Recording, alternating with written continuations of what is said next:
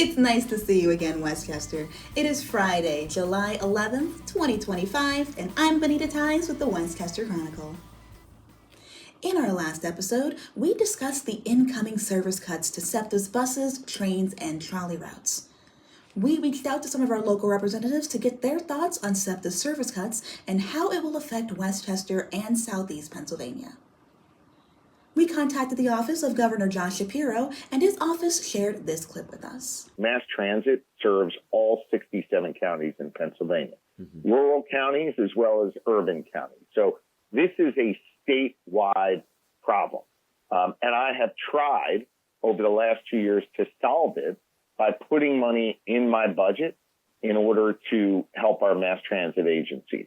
So this is something that has been important to me. I think it is critically important to help that mom who rides a bus be able to get to her job, to her kid's medical appointment, or her kid's game, whatever it is.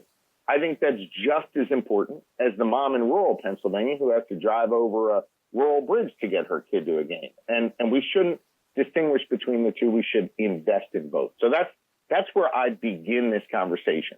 Mass transit's important. It affects everybody. Now, let me dive a little deeper into Septa, because that's what you asked. And obviously, your listeners are riding Septa, not one of these other agencies. When Septa first came to me, when I got elected governor, and said they had challenges, honestly, Solomon, I said back to them, well, you guys got a lot of work to do before you should come with a handout. You got to make your system safer. You got to make your system more reliable. You got to make your system cleaner. And you've got to invest in your system. And you got to get local governments around Philly and the suburban counties to invest more. Solomon, fast forward 2 years, they've done all that. I applaud Septa for the work that they've done. They've made it cleaner. They've made it safer. They've made it more reliable. The locals have invested more. And now it is our responsibility at the state to step up and do more of our share. If you look across the country, our state's share of investing in mass transit per capita is lower than a number of other states. So we've got to boost our share up. I tried to get it done last year. And when the legislature couldn't come together and find common ground, I did what's called a flex. I basically flexed or took money that was scheduled many years from now to go into a road or bridge project and moved that to Septa as a lifeline for 1 year to basically get us to this month of this year and allow Septa to stay afloat. That worked. But now we've got to come together and fund Septa and fund all the other mass transit agencies across this Commonwealth. With the amount of money that I proposed in my budget for mass transit agencies, we will be able to stave off any cuts of lines, rising costs, and still allow Septa to be able to, continue the important work they do in the other mass transit agencies as well. So we got to get my budget proposal passed.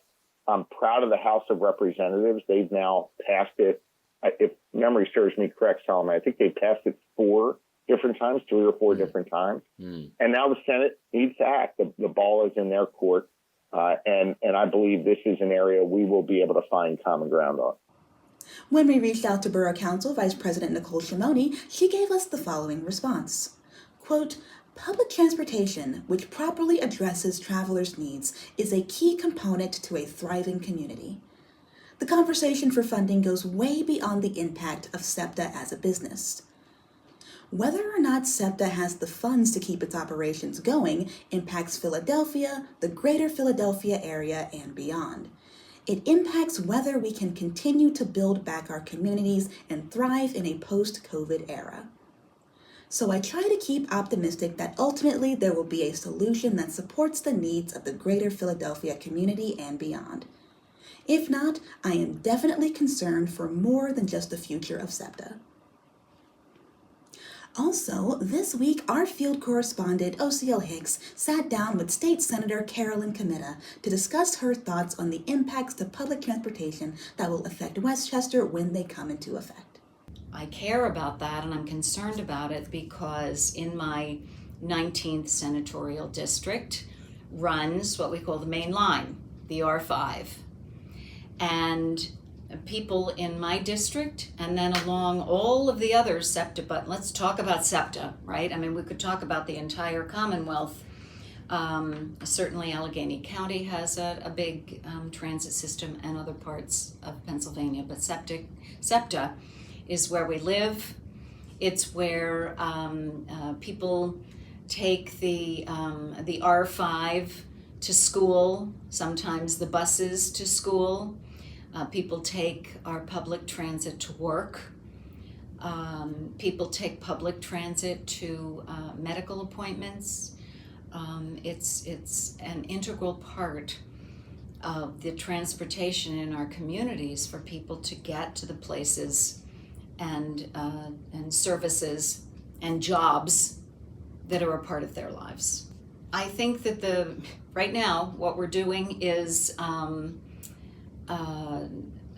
in the middle of budget talks in Harrisburg, and as I said, one of the top issues is funding for public transportation in Pennsylvania, including Septa. And it's very, very important for people to call senators who live on the Septa rail lines, shall we say. And there are a number of them. Call the Republican senators. To my knowledge, all of the Democratic senators are supporting the budget amount for Septa and Pennsylvania transportation that the governor has in his budget. So the Democrats, as far as I am aware, are all a yes in support. Republicans, I know that the Republican senators care about it. They've been talking about it. Their constituents have been talking with them about it. But we need their votes and their support. And I know that they care. But it matters that they hear from people, certainly in their own communities, but also people who live along in contiguous districts that, maybe it's not their district, but it's next to them, and the same line goes through there. So it's impacting many people beyond their own constituency.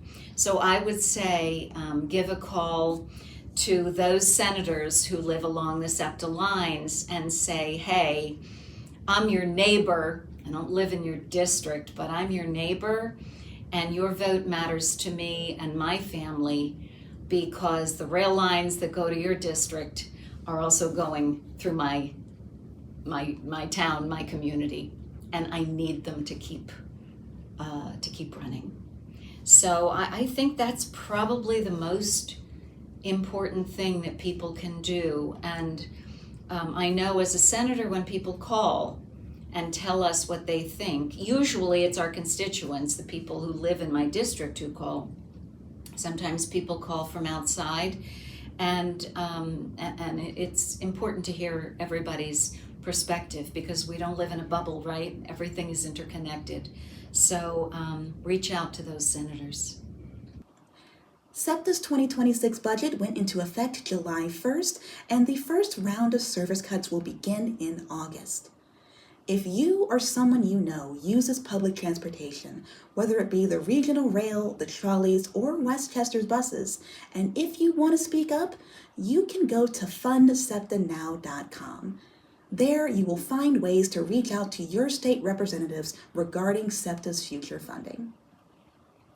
This week in sports, our editor Kyle Hudson sat down with the president of the Philadelphia Union, Tim McDermott. They spoke about his job as president of one of Major League Soccer's premier teams. So everyone has heard of the coach and the general manager. What does the president do? So I'm responsible for probably all the business side of the operation. So whether it be the sponsorship, marketing, ticket sales, stadium, HR, legal, and overseeing just the overall kind of vision for the company and the direction of the company, and ultimately, I guess you could say that the financials of the company. So ensuring that we are, financially, heading in the right direction and growing the fan base and trying to put on a great experience. But yeah, overall, it's you're running the business operations of the team. I definitely do not pick a player or decide who plays, left back or right back. I stay out of that for sure. But we try and give as much resources to the soccer side as possible. So, whether it be thinking through strategies, whether it be thinking through our youth development, how all those kind of marry together and how we can provide them, the resources that they need to be successful. So yeah, we're very much joined at the hip in terms of the soccer side and the business side. And at the end of the day, the success that we have on the business side is really about fueling more success on the soccer side. So you're the fuel. Yeah, there you go. The truth is, we've been a really successful team for the last, 6, 7 years. I think over that time period, we have the most points, most wins. I think over like the 6 year cycle or something along those lines. If we look at what we've done this year, it's very consistent with what we put in place to do in terms of 7, 8 years ago in terms of our style of play. We play a very unique style of play. It's some may say it's not the beautiful game what we do, right? All of our players need to know how to play both ways, right? If they lose the ball, they turn it over quickly. They attack fast. It's a lot of vertical.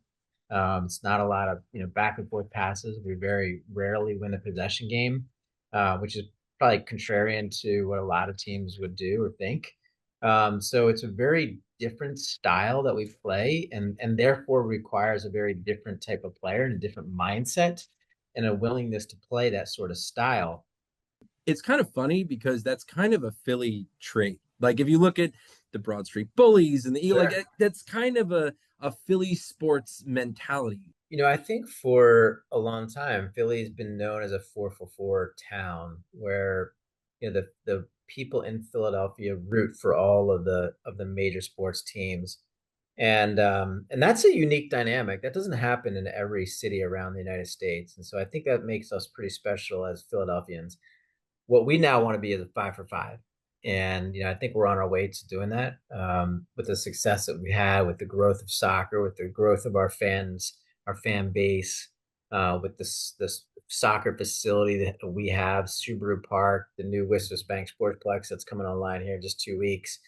We have some really special pieces. And I think just generally speaking, the sport of soccer and the growth of soccer is going to continue and has been at a pretty record-breaking pace. So the league itself is on a really good trajectory.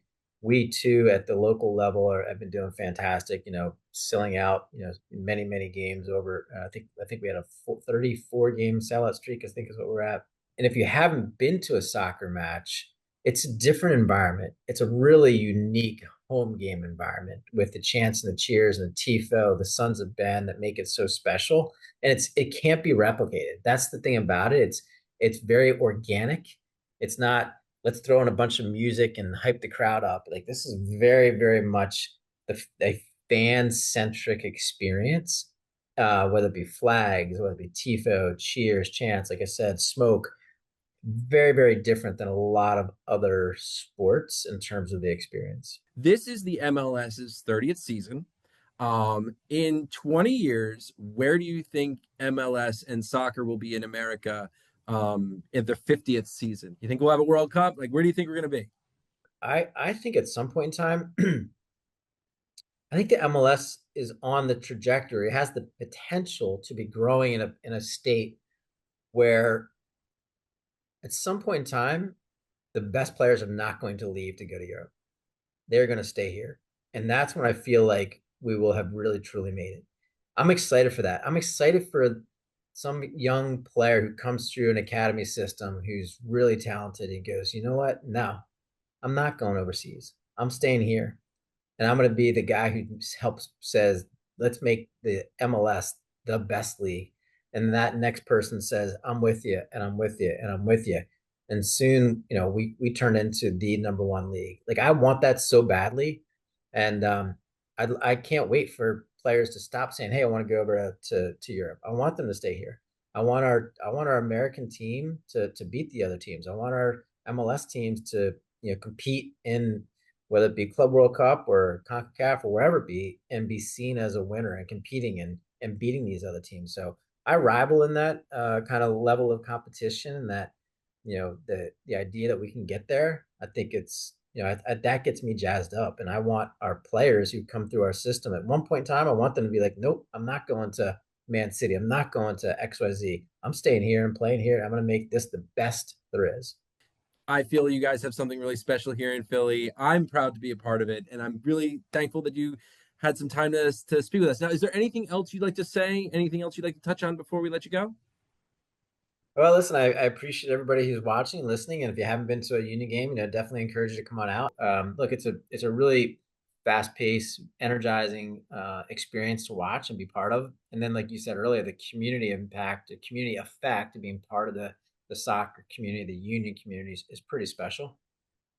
And we have a really good coach, which is always super helpful, right? So he's done a great job leading the team and creating a great culture. And he's a very, very, astute, good listener and guy who can really, rally his players, which has been really cool to see.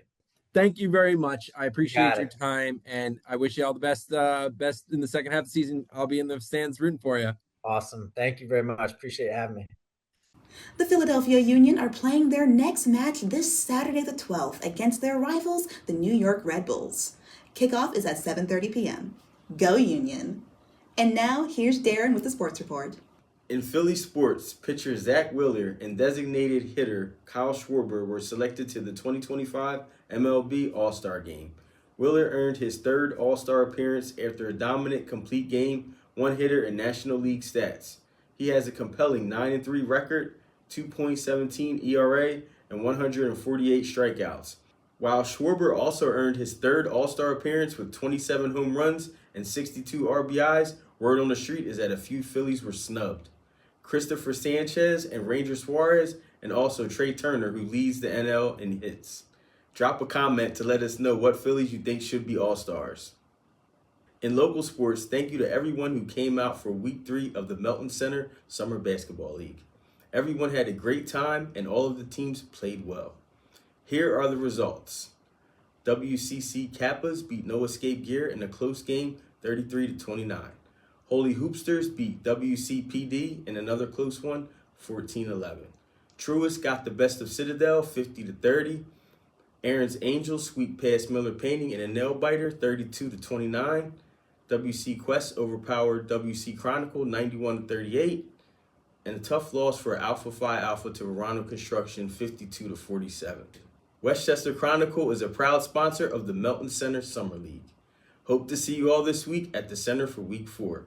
Now back to Bonita. Thank you, Darren. And now here's Emily with the weather. Well, hey there, Bonita, and it's great to see you again, Westchester.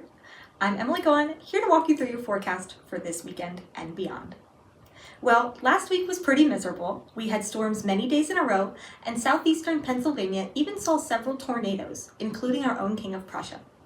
Hopefully we can avoid some of those storms this week, but it's still going to be pretty wet and wild for the most part. Finishing up our week with Friday, we go up to 87 degrees and down to 68 degrees.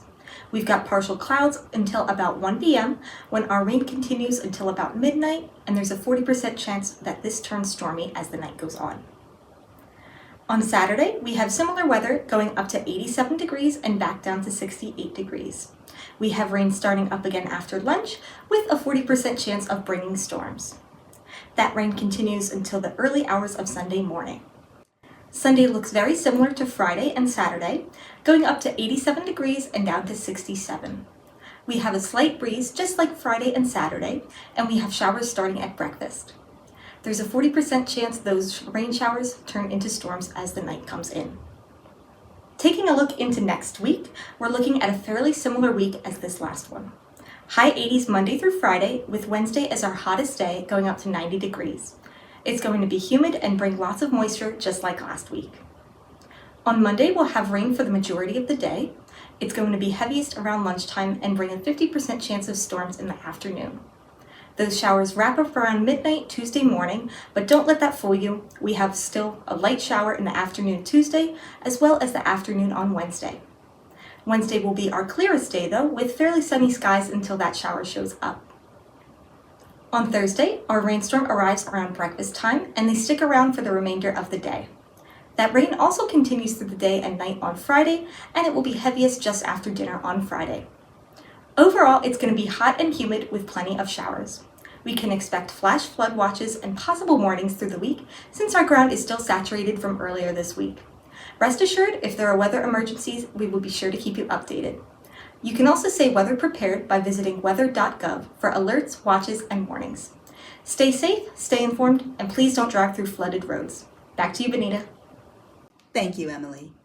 And now let's take it over to the musical side of things. This week, our own Kyle Hudson sat down with Crystal Murphy Music to talk about their work teaching the love of music to our littlest learners. My kid loves your music. You're great at what you do. So you have an event coming up this weekend. Tell us about it. That's right. Well, there are actually events every Saturday throughout the summer. It's part of my ongoing music programs at Crystal Murphy Music, where in the summertime, we get out to the local park. This Saturday will be at Kerr Park near the Downingtown Farmers Market, right by the log cabin. And what we do is in the summer, we have a very special program the community keeps asking to come back. It's called Music and Art in the Park. It's an hour-long program for all ages where I combine a themed music program with a craft or art project that goes along with it to really infuse both of those worlds together and create beautiful connections with the families and the kids in the different ages. It's awesome. Just describe what is it the kind of show that you do? Like just kind of lay out if someone comes to your show, what are they going to experience? Yeah, so if you come to one of my programs, first of all, you're going to experience about 10 minutes of free play with instruments, music, dancing, socializing with other parents. The kiddos get to meander through our little blanket village that we make surrounding the instruments. And then we get started with some hello songs, some very familiar songs that they know if they come to my music classes. And so it's full of hellos and waking up their bodies, full of movement. And then we go into instrument time. So every week they get to experience different instruments. It could be shakers, maracas, it could be rhythm sticks, it could be boom whackers. And that's all based on age and ability as well. And then we always finish with some sort of skill, movement manipulative, like a parachute or scarves. Or if we make a craft that goes along with the theme that can be flown through the air, like maybe it's going to be a rocket ship or something of that nature, they'll get to incorporate that into the music class. Then we wind down with a lovely stretch, a few yoga cool down moves, a little song, and snuggle time. It's always my favorite, the snuggle time with the parents. And then afterwards, they also get some more socializing time. And I always encourage them to visit the local farmers at the market and go to your local coffee shop, head over to the playground, make it a whole experience. Awesome. Well, I've been to your programs. I know how much fun they are.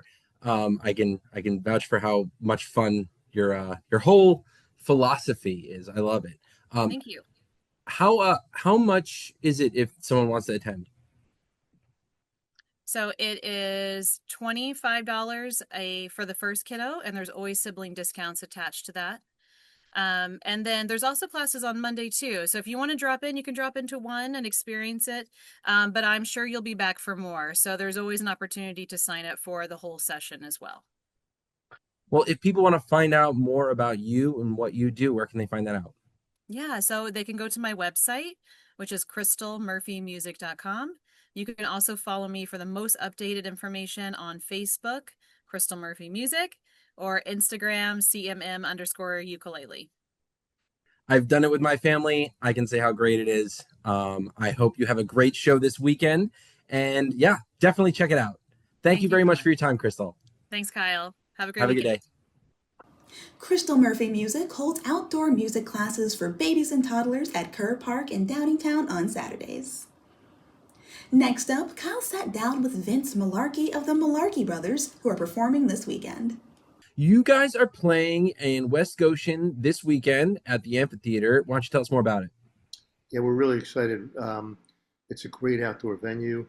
The seating is kind of goes up and everything faces the stage. The sound is great there. We played several times and we're just always excited to be playing outdoor concerts like this. They're a fun thing we like to do. Yeah, it's kind of like St. Patrick's Day in July. Exactly. We do a similar program that we would do on St. Patrick's Day, so people don't have to wait all year for their fix of Irish music. Is there anything else you want to tell us about the band? Well, we're just excited to do this venue. It's a beautiful outdoor venue. We've done it a few times before, so apparently there were requests to have us back. We're fortunate to have our sister Gina Malarkey with us on the fiddle. She's a renowned violinist who plays with national acts and works in Nashville. And sometimes she can't make all our shows, but she happens to be available for this one. So we're really fortunate to have her, and you don't want to miss it. Is it what is it? Is there any charge to get in? Nope, free. It's free, and hopefully we'll have nice weather. Can't predict that, but it's a beautiful outdoor venue. I hope some of your listeners have been there before and familiar with it. But if not, it's really fun. We love doing these outdoor concerts, and all the venues are different. This is not the only park that likes to have an Irish night in their concert series, but we really like this particular venue. Cool. Well, if people want to find out more about the show or your band, where can they find out more information? Well, website malarkeybrothers.com. We're also on Facebook, Malarkey Brothers, MALARKEY. Just search Malarkey Brothers and you'll find us there. Instagram as well. Yeah, all our shows are posted there. And you can, if you like what we do, we do private events, and we also are busiest in March, of course. That's when Irish music is in most demand. But we do several of these types of concerts throughout the summer. Well, I'm super excited to check you guys out. I'll see you there. Thanks, Kyle. The Malarkey Brothers will be having their summer concert at West Scotian Park this Saturday the 13th from 6:30 to 8:30. And you can find out more about the Malarkey Brothers and Crystal Murphy music by clicking on the links in the description below. Do you have a band or musical group and want to be featured on the show? Feel free to reach out to westchesterchronicle@gmail.com. We would love to hear from you. Literally. If you're looking for something nice to do this Sunday or any Sunday this summer, Westchester Railroad's Summer Picnic Special is every Sunday afternoon through September 28th. The 90-minute train ride begins at 12 p.m. each week. Make sure to pack a lunch as the route features a stop at the Glen Mills Station Picnic Grove. Children under 2 ride free. Tickets for ages 2 to 12 are $20, and tickets for ages 13 and up are $25. You can purchase tickets and find out more by checking out wcrailroad.com. As always, we appreciate you tuning in. Thanks to your continued support, our team has grown, and we look forward to bringing you even more coverage. With our friends at Align Space, we can take our project to the next level. However, in order to keep this show ad-free, we will need your help. If you appreciate what we do, please consider becoming a supporter on Patreon, liking and sharing us on Facebook, and subscribing on YouTube. It's the easiest way to support us and help us bring you the news. And if you'd like to listen to our show via podcast, you can find us on SoundCloud. Finally, if you have a news tip, anything you'd like us to cover, or just want to say hi, you can reach us via email at westchesterchronicle@gmail.com. Our program is produced by Crimson Planet Media, recorded at Align Space here in downtown Westchester, and our music is by Doug Keller.